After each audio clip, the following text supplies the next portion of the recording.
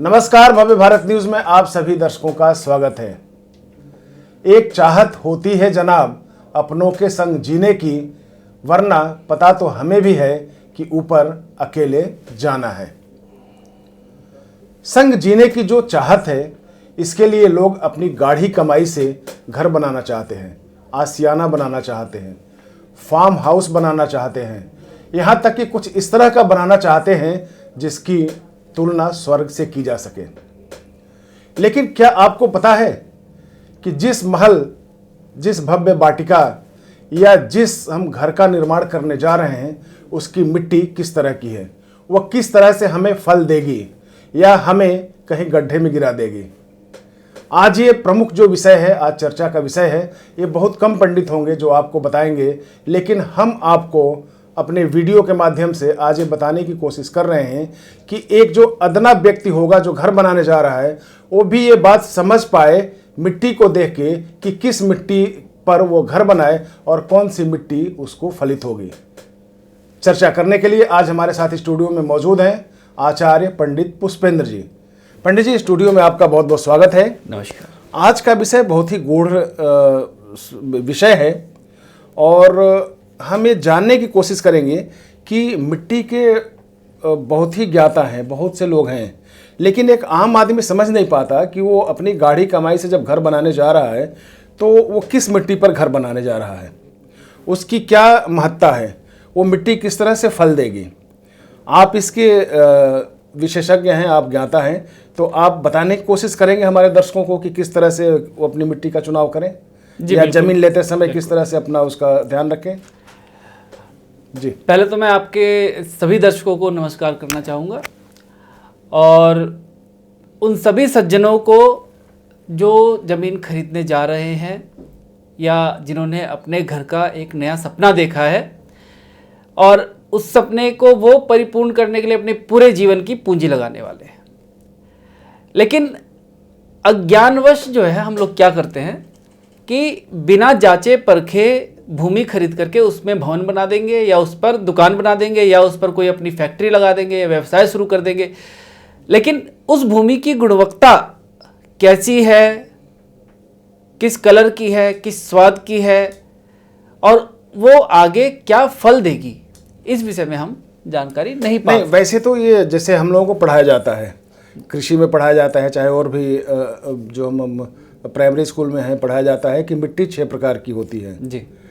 तो उस मिट्टी से अगर हम अलग करें तो क्या मिट्टियों के भी वर्ण व्यवस्था है? जी बिल्कुल है। या मिट्टी कुछ ऐसी चीजें होती है जिसको देख के और सूंघ के चख के हम बता सके कि ये मिट्टी किसके लिए फलित होगी? देखिए, हमारे पुरातन शास्त्रों में, वास्तुशास्त्र में मिट्टी की जांच की उपयोगिता का वर्णन है कि हम लोग मिट्टी को कैसे जांचें और किस प्रकार की मिट्टी पर हमें रहना चाहिए, किस प्रकार की मिट्टी पर हमें व्यवसाय करना चाहिए, किस प्रकार की मिट्टी पर हमें खेती करनी चाहिए या किस प्रकार की मिट्टी पर हमें जो कार्य करना है, उसका पूर्ण वर्णन जो है वो वास्तुशास्त्र में उपलब्ध है। पहले मैं आपको बताऊंगा, जैसे हमारे मानव जीवन में 4 वर्ण होते हैं, ठीक है? ब्राह्मण वर्ण, क्षत्रिय वर्ण, वैश्य वर्ण और शूद्र वर्ण। इसी 4 प्रकार के चीज़ों को हर चीज़ में प्रकृति ने बांट रखा है। इसी प्रकार से मिट्टी के भी 4 वर्ण हैं, ब्राह्मण वर्ण, वैश्य वर्ण, शूद्र वर्ण और क्षत्रिय वर्ण। जी, ये 4 वर्ण। अब मैं आपको पहले ब्राह्मण वर्ण की मिट्टी का वर्णन बताऊंगा। जो मिट्टी हल्की खोदी गई हो, हल्की खोद लीजिए और उसके नीचे से मिट्टी निकाल करके उसको सूंघिए। यदि उस मिट्टी में हल्की सुगंध आ रही है और वो चखने में सौंधी है, थोड़ी सी मीठी लगेगी, वो मिट्टी कहलाती है ब्राह्मण वर्ण के लिए। कलर कैसा होगा उसका? सफेद? उसका हल्का सफेद होता है। अच्छा, हल्का सफेद, हल्का सफेद रंग का वो होगा। उसे ब्राह्मण और उत्तम मिट्टी माना गया है। इसमें आप किसी भी प्रकार का व्यवसाय कर सकते हैं, आप घर बना करके रह सकते हैं। ज़्यादातर लोग जो बुद्धिजीवी होते हैं ऐसे घरों में पाए जाते हैं। ऐसे मिट्टी में जिनका घर होता है उनके घर में आप देखेंगे कि वो लोग बुद्धिजीवी होते हैं, धार्मिक प्रवृत्ति के। फलित होता है जी। जो मिट्टी हल्की हो, हल्की सफेद हो, हाँ, और थोड़ी सी सुगंध लिए हो और हल्का सा उसका स्वाद जो है हल्का कसैला होगा, बिल्कुल हल्का, यानी अच्छा, मीठापन जैसे मतलब मीठी सुगंध आती है उसमें। मतलब आप ये बता रहे हैं कि जो मिट्टी देखने में आँख, नाक और मुंह का इस्तेमाल किया जाता है हाँ इसमें, जी तो जो मिट्टी देखने में सफ़ेद हो, जी, हल्की सफ़ेद हो, हाँ, सूंघने में जिसको सौंधी और मीठी सुगंध हो, अच्छा, ठीक है, और जब आप उसको जीभ में लगाएंगे तो उसमें आपको थोड़ा सा हल्कापन, मीठापन लगेगा, यानी अच्छा लगेगा, स्वाद उसका अच्छा लगेगा। तो ये तो कोई भी इंसान देख सकता है जो अपने ज़मीन लेने जा रहा है, तो खोद के कर सकता है इसको। हाँ, इसको कर सकते हैं, लेकिन इसके लिए जो है आपको सेंसिबल इंसान चाहिए, जिसकी सेंस जो है ना थोड़ी सी ज़्यादा हो आम अच्छा इंसान अच्छा, बिल्कुल ठीक है। हाँ, ठीक है, तो इसके जो है विशेषज्ञ होते हैं, वास्तु विशेषज्ञ होते हैं, उसको ले जाइए और उनसे जो है अपनी मिट्टी की जांच कराइए आप, वो आपको बता देंगे किस वर्ण की है। दूसरा वर्ण जो है वो आता है हमारा लाल रंग का। लाल रंग का वर्ण जो है उसे बोलते हैं हम लोग क्षत्रिय वर्ण। क्षत्रिय वर्ण की मिट्टी, जैसे नाम ही उसका क्षत्रिय है, तो इसमें इस मिट्टी में रहने वाले लोग वीर होते हैं, साहसी होते हैं, और जैसे आर्मी के जवान हो गए या पुलिस फोर्स के जवान हो गए या हमारे सैनिक हो गए जो जाते हैं बॉर्डर पे लड़ने, ऐसी मिट्टी में घर बना के व्यवसाय करके आप उत्तम फलों की प्राप्ति कर सकते हैं।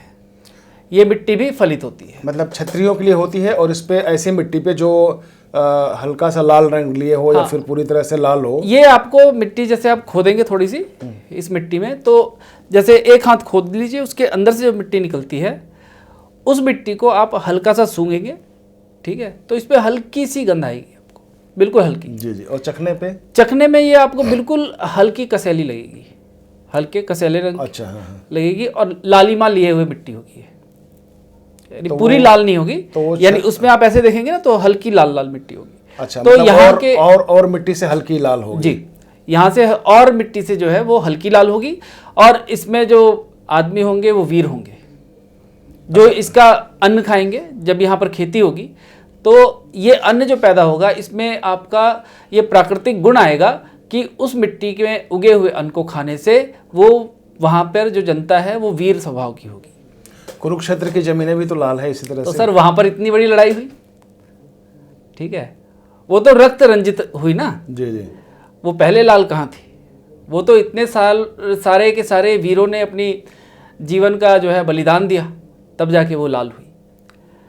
जी जी, तो जो प्राकृतिक रूप से मिट्टी लाल है, मैं उस मिट्टी की बात कर रहा हूँ, जहाँ पर खून ब्लड गिरा हो या फिर जहाँ पर जो है रंग गिरा के लाल किया हो, वो मिट्टी नहीं, जो प्राकृतिक रूप से लाल है। तो ऐसी मिट्टी आपको खोदने के बाद अंदर जो है ना, वहां से मिट्टी निकाली जाती है, वहीं से उस मिट्टी का एक फीट एक हाथ, कम से कम एक हाथ 2 हाथ जो है मिट्टी खोद के, एक हाथ का मतलब 1 फुट या 1.5 फुट तक। हाँ, 1.5-2 फुट खींच। अच्छा, ये वाली बात है। उसके बाद जो है वहां से जो मिट्टी निकाली जाएगी, उस मिट्टी को स्वाद से, सुगंध से और देख करके परीक्षण किया जाता है, और ये परीक्षण जो है हाथों हाथ हो जाता है, और इसमें कोई ज़्यादा समय भी नहीं लगता, किसी लैब की ज़रूरत नहीं है हमारे वास्तुशास्त्र में। जी जी जी।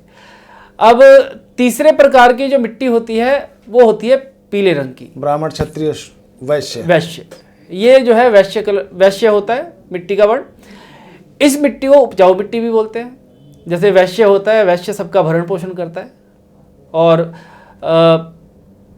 वैश्य का जो कार्य होता है वो लोगों का, समाज का भरण पोषण करना भी है। तो ये मिट्टी भी बहुत उपजाऊ होती है, और इसमें आप हर प्रकार के अन्न को उपजा सकते हैं। इस मिट्टी में भी जो है कोई दोष नहीं होता है। ये मिट्टी सबसे उत्तम मानी जाती है कि इसमें कोई व्यवसाय किया जाए तो, या घर बनाएंगे तो इसमें जो है बुद्धिमान लोग उत्पन्न होंगे, ठीक है जी। और इसके अंदर जो है एक और गुण होता है कि ये मिट्टी ऐसे लोगों को उत्पन्न करती है, या इसका अन्न जो खाते हैं वो ऐसे लोग होते हैं जो आमतौर पर किसी को धोखा नहीं देते हैं। इसका कलर कैसा होता है इस मिट्टी का? इस मिट्टी का कलर पीले रंग का होगा, हल्का पीले रंग का होगा, पीली मिट्टी होगी, और इसमें जो है हल्की सौंधी खुशबू आएगी।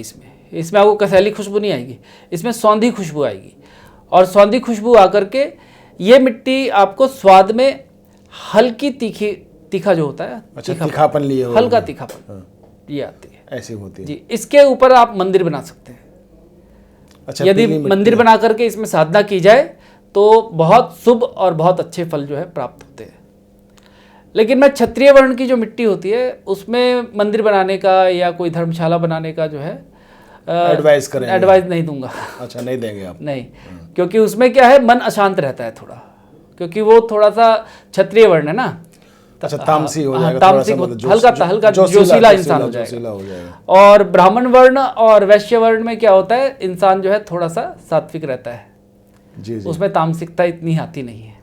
जी जी। अब चौथे प्रकार के हम शूद्र वर्ण मिट्टी की बात करें तो? जी, शूद्र वर्ण की मिट्टी ऐसी मिट्टी होती है जिसमें आप लोगों को घर नहीं बनाना चाहिए, आम गृहस्थ लोगों को तो बिल्कुल नहीं बनाना चाहिए। किस तरह की मिट्टी होती है? ये मिट्टी काले रंग की होती है, काले रंग की होगी।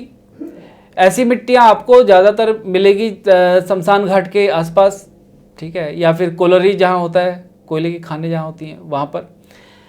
यहाँ पर एक तो अन्न की पैदावार जो है इतनी ज़्यादा नहीं होगी, ठीक है।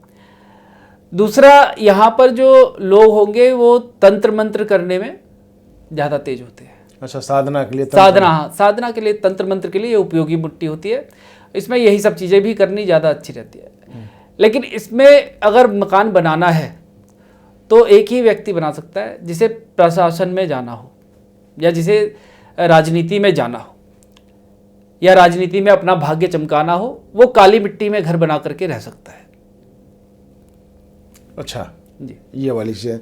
तो आपकी बातों को मैं काटूंगा, इस तरह से काट रहा हूँ जी, कि अगर मिट्टी की हम व्यवस्था देखें, जो 6 प्रकार की हमारी मिट्टियाँ होती हैं, उस पर एक मिट्टी काली मिट्टी भी आती है। हाँ, जिसको हम काली मिट्टी ही कहते हैं, जिसमें कि पैदावार बहुत अधिक होती है। जी, गंगा जमुना का जो पानी है वो एक बार अगर चला जाए तो 2 साल 3 साल तक हम उसमें खेती करते हैं, और गेहूं धान जौ की पैदावार बहुत ही ज़बरदस्त होती है उसमें। बिल्कुल होती है। इसको काली मिट्टी कहते हैं। तो क्या वो मिट्टी और आपकी मिट्टी में बहुत अंतर है? अंतर है, बहुत अंतर है। मैं जिस काली मिट्टी की बात कर रहा हूँ वो कोलरी वाले में कर रहा हूँ, जहाँ कोयले की खदानें होती हैं। अच्छा, ठीक है। तो मतलब इसमें देखिए, जब आप वो जो काली मिट्टी है उसको खोदेंगे ना, तो उसमें सुगंध आएगी आपको। वो सुगंध आपकी ब्राह्मण वर्ण की आएगी। वो मीठी और सौंधी होती है। बिल्कुल, और चखने में वो मीठा होता है उसका स्वाद। जी जी, जब उसे चखते हैं तो मीठा स्वाद आता है, वो अलग होता है। एक और होती है बलुआ। बलुआ मिट्टी में आप कुछ उगा नहीं सकते, ना रह सकते, ना खाना पीना वहाँ का कुछ हो सकता है उसका। तो ये जो काली मिट्टी होती है ये दूसरे प्रकार की होती है। इसमें जैसे बहुत बड़ी कभी विपदा आई है, आग लग गई है, कोई जंगल के जंगल नष्ट हो गए थे कभी प्राकृतिक आपदा में, ठीक है, तो उसके कारण जो है केमिकल की वजह से जो कड़वा होती है। हाँ, जो असली जो मिट्टी है, जो काली मिट्टी है, जो प्रकृति की देन है जी, मिट्टी की व्यवस्थाओं में दोमट और काली मिट्टी और पीली मिट्टी जो इस तरह से होती है, उनको छोड़ दें अगर, तो ये आप उस मिट्टी की बात कर रहे हैं जो किसी खदान के पास हो या किसी आपदा से हो गया हो और फिर उसमें खा देंगे, तो उसमें केमिकल का असर होता है और टेस्ट करने पे कड़वा आता है। उस जगह की बात करते हैं कि उस जगह पे आपको घर नहीं बनाना चाहिए। बिल्कुल। और अगर बनाना भी चाहिए तो इसमें तांत्रिक क्रियाएं ही सफल होती हैं। ये तांत्रिक क्रियाओं के लिए बहुत उत्तम है, क्योंकि इस मिट्टी में जो है कुछ ऐसा तामसिक चीज आ जाती है जल्दी, और जल्दी आकर्षित होती है कि वो जो है उसके लिए फलदायी रहता है। जी जी। तो चलिए, आज का हमारा ये विषय रहा है जो बहुत ही इंटरेस्टिंग है और आप लोगों को जानना चाहिए, एक साधारण व्यक्ति को भी जानना चाहिए कि जिस मिट्टी पर अपनी गाढ़ी कमाई से आप मकान बनाने जा रहे हैं, घर बनाने जा रहे हैं, फार्म हाउस बनाने जा रहे हैं, तो सरसरी निगाह में आप खुद देख लें इस वीडियो के सहारे से कि कौन सी मिट्टी किस तरह से हमें फलदायक रहेगी, आपको सूट करेगी या नहीं करेगी। इसके बाद आप किसी वास्तुशास्त्र विशेषज्ञ के पास जाइए और फिर उनसे सलाह लेके ही अगर आप करते हैं तो आपको इसका शुभ फल मिलेगा। आज के एपिसोड में इतना ही, फिर अगले एपिसोड में फिर आपसे मिलेंगे। तब तक आप चैनल को सब्सक्राइब करें, लाइक करें और शेयर भी करते रहें। नमस्कार। जी, आपका भी बहुत बहुत धन्यवाद।